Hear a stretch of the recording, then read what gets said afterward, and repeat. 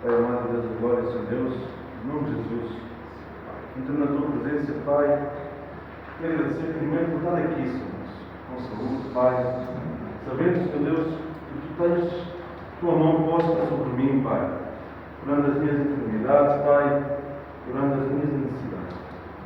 Agradeço, Senhor Deus, por cada um que está aqui presente, Senhor Deus. Sabes que tenho colocado, Senhor Deus, cada um nos aspectos, Senhor Deus, cada um nas tuas mãos. Tu vais trazer vitória, tu vais trazer milagre à vida de cada um, Senhor Deus. Pai, te agradeço também por este dia, Senhor Deus, estamos aqui no culto de fé, Pai.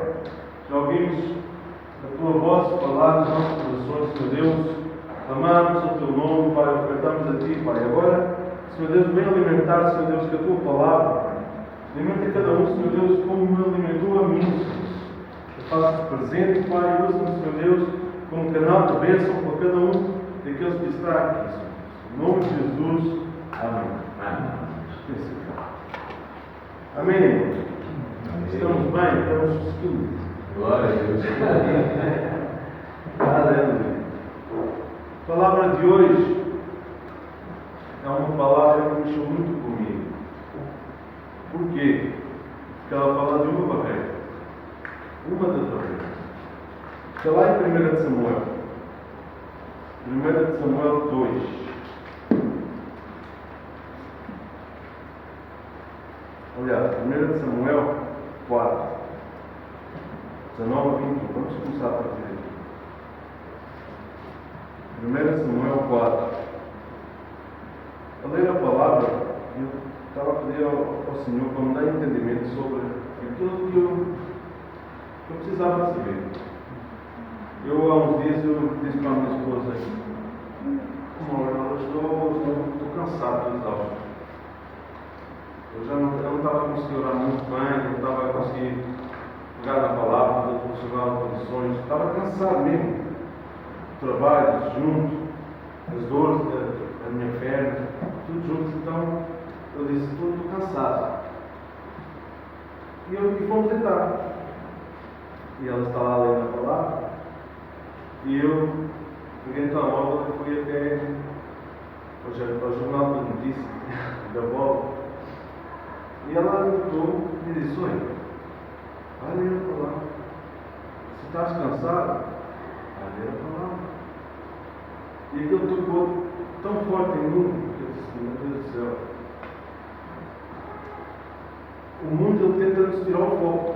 Ele usa do nosso cansaço, ele usa da nossa fragilidade para nos tirar o foco. E eu hoje vou falar de um grande profeta naquela altura, um grande sacerdote, que é Eli. Okay? Ele era o maior naquela altura. Já sabemos que Samuel estava a crescer, ele estava a aprender, mas entretanto ele era o maior naquela altura. E lá em 1 Samuel 4, 19 a 21 diz assim: a nora de Eli, a mulher de Finéias, estava grávida e já quase na época de ter a criança. Quando ela soube que a arca de Deus havia sido tomada e o seu sogro e o seu marido tinham morrido, começou a ter dores do parto e deu à luz. Ela estava morrendo, mas as mulheres que a ajudaram disseram: tenha coragem, você ganhou um filho. Ela não se interessou e não respondeu, mas deu ao menino o nome de Icabod, explicando: a glória saiu de Israel. Amém? Quando olhamos para a palavra, nós vemos que esta situação não é uma situação nova. A palavra ela nos apresenta histórias de famílias que falharam espiritualmente. E uma das mais marcantes é esta história desta família. Para mim, é uma das mais marcantes. O sacerdote Eli, apesar de ser uma autoridade religiosa em Israel, e conhecendo tão bem a palavra, tendo a oportunidade de estar ali, exercendo a sua função, ele falhou espiritualmente na sua família. Por que é que eu trouxe até hoje? Porque hoje em dia nós vemos isso no nosso meio. Nós vemos famílias destroçadas, casamentos quase quebrados, Famílias sem noção da direção que vão tomar. Pais sem noção do que fazer com os seus filhos, desde crianças, adolescentes. Pessoas completamente perdidas no mundo do trabalho, que é um vício para muita gente. Trabalha segunda, terça, quarta, quinta, sexta, sábado, domingo. A gente pensa que muitas vezes, precisa de trabalhar, mas muitas vezes é para se refugiar num sítio, para aliviar a cabeça, para não pensar nas coisas que verdadeiramente têm que ser pensadas, faladas. E o mundo faz com que a gente nos dá essas escapes. O escape mais rápido que o mundo dá é sempre uma coisa pior que a gente pode apegar. Vou usar essa palavra. O mundo dá-nos esses escapes. Toma, faz assim, toma. É aquilo da cervejinha. Faz assim, vai tomar uma cerveja e pode ser que a tua mente abra. Vai fazer isto e todo mundo dá escapes. O inimigo é perito em nos dar escapes. Ele coloca a sementinha, que ele sabe quando coloca a sementinha. Amém? E deixa que ela germine. Quando nós não estamos nesta vida de oração, de entrega a Deus, nós não temos hipótese de fugir de tentações do mundo. Não temos hipótese, é impossível uma pessoa que não está firme com o Senhor conseguir fugir às tentações do mundo. É impossível. Porque ou nós estamos em Cristo, ou nós não estamos em Cristo. Ou nós somos quentes, ou nós somos frios. Não há um meio termo. E aqui o sacerdote Eli, ele falhou em todos os aspectos. Ele não conseguiu conduzir a sua própria casa nos caminhos do Senhor. Ele era um líder espiritual da nação, mas não foi um líder espiritual dentro da sua própria casa. E qual foi o resultado disso? Ruim. Estamos a falar do sacerdote, ok? É um ministério. Mas há muitas pessoas que não têm nem sequer um ministério. E que são levadas à ruína. Dia após dia. E muitas vezes as pessoas vivem com isso na normalidade. Fazer o quê? Esticar na cabeça? Não, ele é que segue. E nós esquecemos que nós vivemos no mundo espiritual. A nossa luta não é contra a carne, a nossa luta é no mundo espiritual. E se nós queremos que existe um Deus na nossa vida, e se nós somos cristãos, e se nós somos crentes, e se nós dizemos, não, eu sou crente, então eu tenho que saber que eu estou a lutar uma guerra espiritual, não estou a lutar uma guerra no mundo. Ok? E esta história da casa de Eli nos desafia a reavaliar a nossa conduta, como pais, como maridos, como sacerdotes de casa. O desafio de hoje é aprender com os erros desse sacerdote e a partir de então cuidar espiritualmente do nosso lar, a fim de que a nossa fé e o nosso proceder se perpetuem nas futuras gerações. Não estamos a fazer nada para nós só. Mas se nós conseguimos fazer a nossa parte, todos ganham. Todos ganham. Amém? Lá no versículo 2, no 12, diz assim: eram, porém, os filhos de Eli, filhos de Belial, não conheciam ao Senhor. Esperem, os filhos deles serviam no templo. Mas a palavra nos diz que eles eram filhos de Belial, ou seja, eles não conheciam o Senhor Deus que eles serviam. Eles estavam no mundo, mas eles estavam na igreja. Entendem? Isto é muito grave. Aos nossos olhos é grave, mas aos olhos de Deus é muito grave. Porque, vejam, conhecer a verdadeira parte de Deus vai além de conhecer só a palavra. Envolve reverência, obediência e intimidade com os Deus. Não é só saber o que aqui está, mas é colocar tudo o que aqui está numa intimidade, numa reverência e num zelo ao nosso Deus. E eles não faziam isso. Mais para a frente nós vamos ver o que eles faziam. Eles não faziam nada disso. Eles estavam totalmente deitando tudo a perder, manchando o nome de Deus. E o que é que fez o pai? Nada. Sacerdote. Ok? Ok? Pai, nada, zero. Estava tudo bem. E Deus? Deus puniu. Mais para a frente nós vamos ver o final desta família. Foi Deus que destruiu, não foi? Deus falou para Deus, não, eu vou fazer isso, não adianta. Não adianta oração, não adianta sacrifício, não adianta. Eu já tenho a minha ideia traçada para vocês. É possível enfrentarmos, frequentarmos a igreja, servir em ministérios e ainda assim viver de forma mundana, desobedecendo, como aconteceu com a família dele. Quando a liderança espiritual no lar é baseada apenas em aparência ou na tradição, sem vida com Deus, a espiritualidade da família se torna fraca. É aquela coisa, agora vamos orar. Vamos orar, temos já até o alarme no telemóvel, que é quando apitar nós paramos a oração, nós vamos fazer o que estamos a fazer. Agora vou fazer o devocional, eu vou ler, ou então, não me apetece ler, porque é um capítulo, uma passagem grande, eu vou tentar encontrar um resumo e vou colocar no devocional, está feito. Ou então, eu estou a passar por necessidade e vou orar. Mas agora não estou, então já não preciso da igreja agora. Tudo isso é desobedecer, é viver de uma forma mundana, é só olhar para Deus quando sabemos que Ele é Deus, mas é só quando a gente precisa.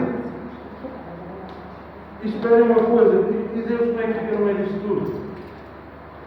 E o trabalho que Ele arranjou, e a saúde que Ele deu, o milagre da saúde que Ele deu e a família que Ele construiu, o que é que acontece?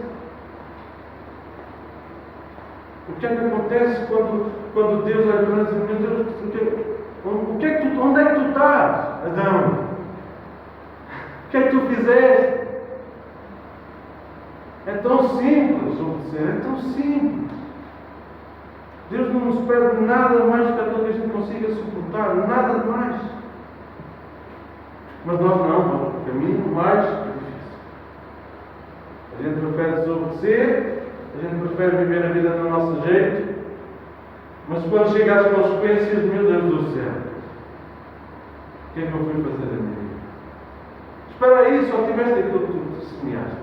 Estás a plantar a tua colheita. Deus diz isso. Cada um vai plantar aquilo que semeou. A medida que usares para medir, vai ser usada para medir. Amém? Isto é novidade. E o sacerdote, sabendo de tudo isso, quem era Deus, o que Ele fazia, o que Ele era, e das obrigações, e de toda a devoção, Ele não ligou para aquilo que os filhos estavam a fazer. Cuidado, irmãos. Quando nós pensamos que os nossos filhos não têm ter comportamentos disciplinados. Cuidado quando a gente pensa, isso é coisa de criança. Isso é coisa de jovem. Ele não precisa de ir à igreja, precisa ter compromisso. Amém? Os filhos logo perceberam a diferença entre a religiosidade e a fé genuína. Eu costumo dizer que a espiritualidade saudável não pode ser imposta. Ela tem de ser vivida. Nada pode ser imposto. Eu não posso impor ao meu filho que Deus é isto, aquilo, e tu tens que fazer isto e aquilo. Não, ele tem que viver. Ele tem que chegar, ajoelhar e pôr as mãos e falar de Deus para os outros, falar de Deus para os amigos dele na escola.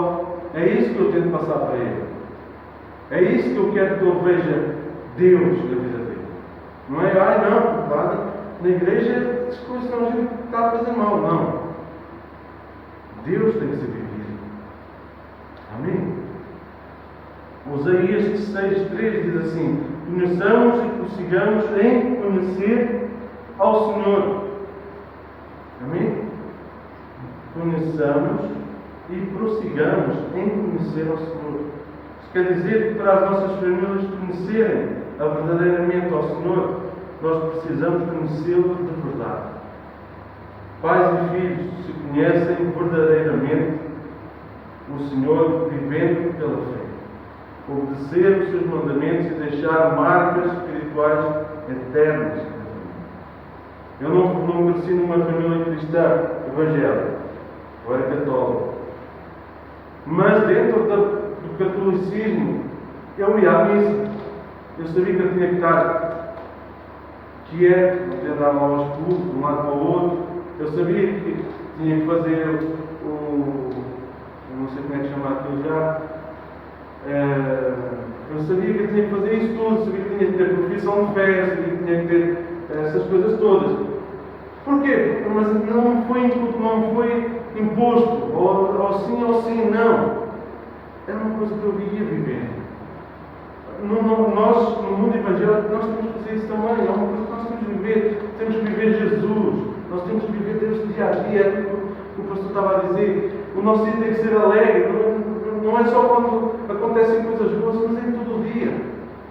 Todos os dias nós temos que ter alegria. Nós acordamos de manhã. Respiramos o ar. Nos levantamos, seja para trabalhar, seja para descansar, seja o que for. Nós temos vida em nós. Então nós temos que ser gratos por isso. Nós temos que ser gratos por toda essa vida que Deus colocou em nós. Nos deu assim, toma, vai.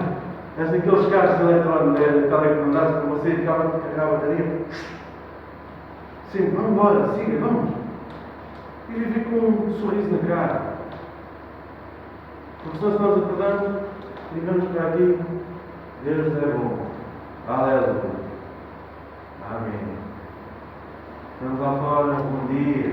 Epa, que dia bonito está hoje. Hoje estou mesmo bom. Estou mesmo bem. A pessoa não tem. Entende aquilo que eu estou a dizer? Temos que mostrar isso, temos que viver a vida, sabemos que temos um Deus na nossa frente, devemos ter as nossas coisas para fazer, devemos ter várias coisas, precisamos ter resposta, precisamos ter a mão dele nessas coisas, mas já sabemos que vamos ter. Amém? Porque temos fé, porque cremos que ele tem na nossa vida. E isso faz com que nós vibremos. Nós sentimos alegria, sentimos força por ele estar na nossa vida. Priorizar o Senhor acima de tudo. 1 Samuel 2, 29.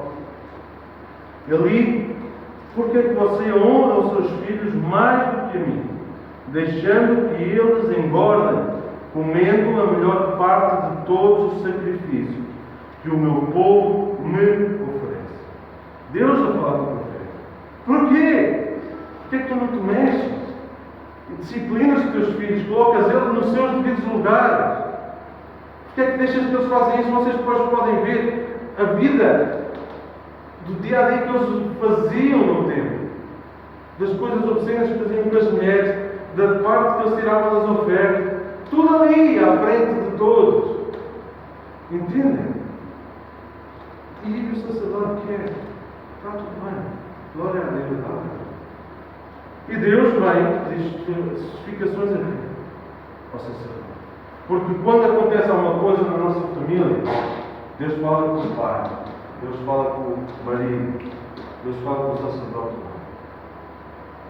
O que é que aconteceu para que isso tenha acontecido na nossa vida? E Deus falou com ele.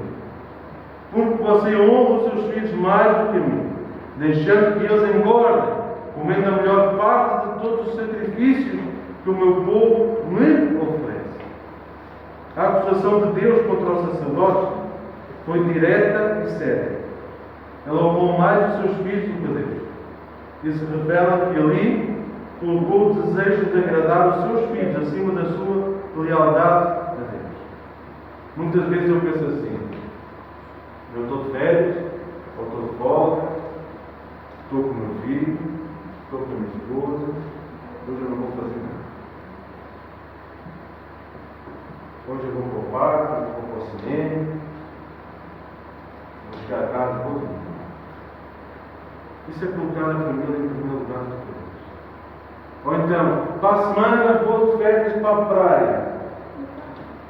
Ou então eu vou comprar isto e aquilo, vou comprar uma casa, vou comprar uma viagem, vou viajar com a minha família.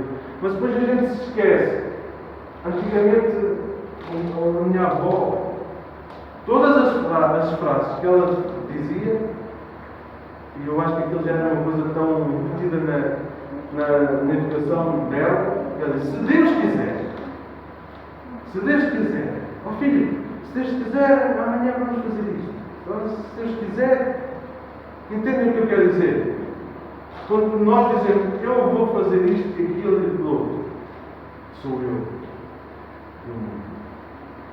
Mas quando a gente coloca: se Deus quiser, eu vou, que a minha família precisa. Eu vou de férias para lá. É diferente. Estamos a ter reverência pelo nosso Deus. Estamos a colocar Deus na frente daquilo que eu quero. Mas os filhos ali não. Olha, eu quero essa cara. Mas eu não vou ficar. Não, eu vou ficar aqui, por favor. Pegavam os meninos, faziam as coisas que eles queriam com as mulheres lá que estavam à porta do templo. Era tudo tranquilo. E o pai o fazia. Está tudo bem. Ele foi convivente com o erro deles, por não querer enfrentá-los com a devida autoridade. Infelizmente, em muitos lares, a voz dos filhos tem mais peso do que a voz de Deus. Há pais que relativizam os princípios bíblicos para evitar confrontos e acabam desonrando a Deus. A prioridade espiritual da família sempre deve ser agradar e obedecer ao Senhor, mesmo que isso custe sacrifício. Mesmo que isso custe sacrifício. Eu, quando o meu filho se porta mal, eu vou falar com ele. Eu disse: agora, filho, vais ajoelhar, vamos ajoelhar, e vais pedir desculpas a Deus. É o que tu disseste. Eu vou ajoelhar e vou colocar a mão sobre ti e vou pedir desculpas a Deus. Porque se ele errou, é porque alguma coisa não fiz. E depois, se eu for digno de ser disciplinado, ele vai ter que ser disciplinado. É assim que funcionava antigamente. É assim que Deus fazia com os seus filhos antigamente. Deus não queria dizer: eu te amo, eu sou amor, mas eu também sou justiça. Eu te amo, mas eu também tenho problema. Amém? Não podemos relativizar tudo. Na escola do meu filho, tem que haver uma casa de banho de rapazes e raparigas. Não é uma mista, não é uma sanduíche. Rapaz, rapariga. Há coisas que não podem acontecer na escola. Eu disse: filho, tu não podes ver tudo normal, porque lá há coisas absurdas. Se quiseres ver aquilo que tens para ti, é isso. Não é nada. Tudo isso faz com que as crianças e adolescentes cresçam de uma mentalidade diferente. E depois ver isso dos pais também. Eu não discuto com a minha esposa.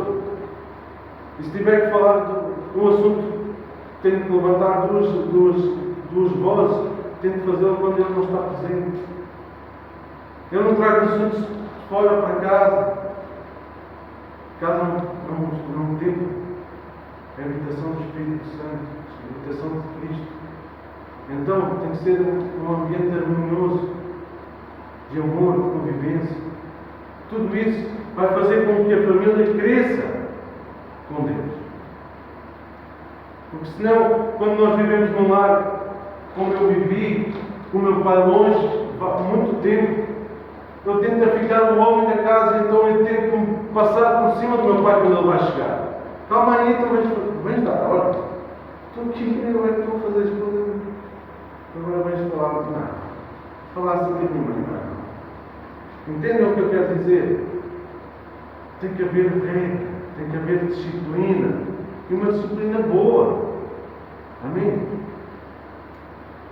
O primeiro mandamento aponta para a necessidade de termos de priorizar o Senhor. Lá em Êxodo 20, versículo 3.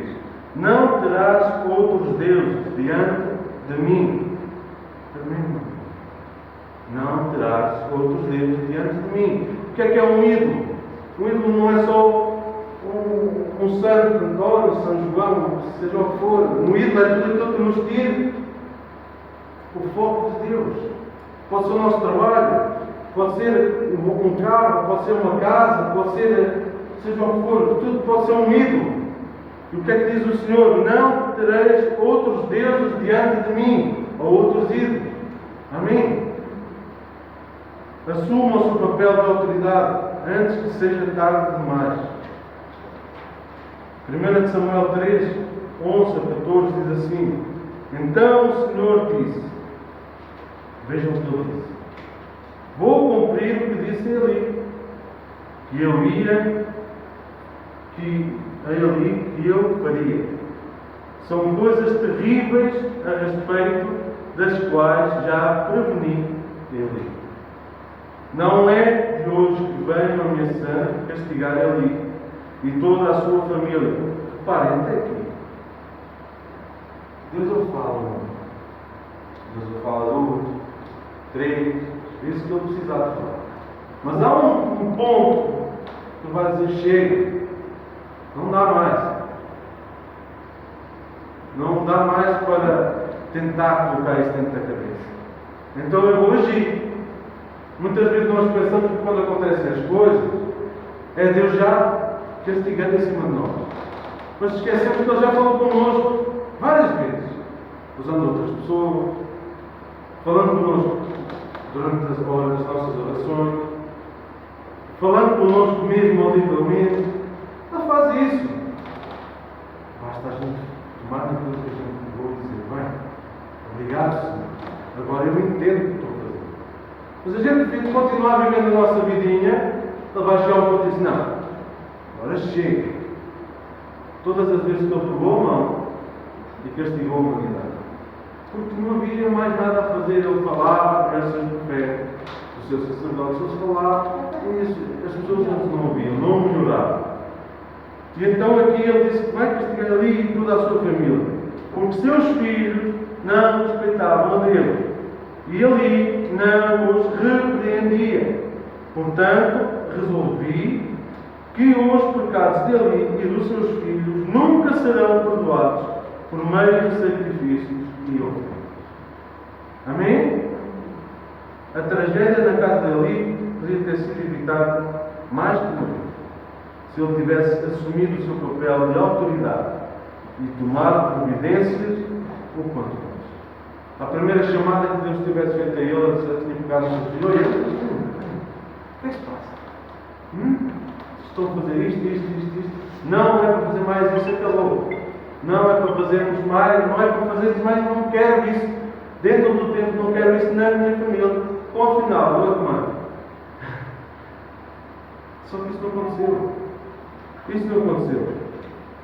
Ele teve tempo, foi alertado por Deus, mas não agiu com autoridade e com a urgência da situação que ela demonstrava.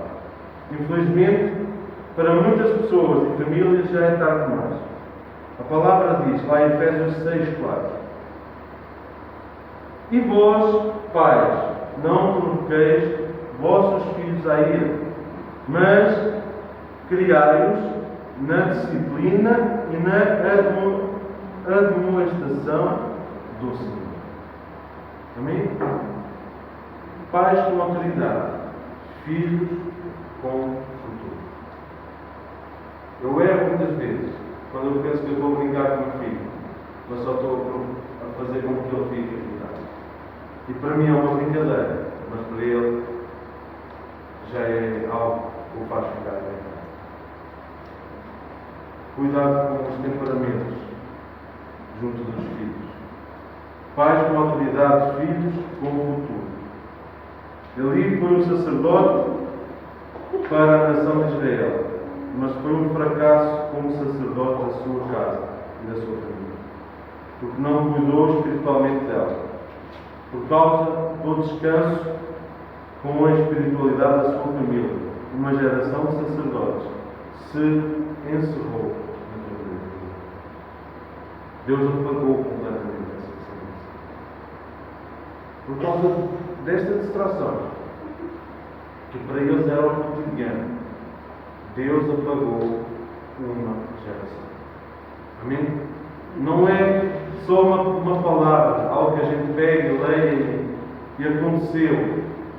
É algo que nos dias de hoje está a acontecer. Muitas pessoas que eu conheço e que vêm ter comigo, elas falam de coisas que eu fico abismado.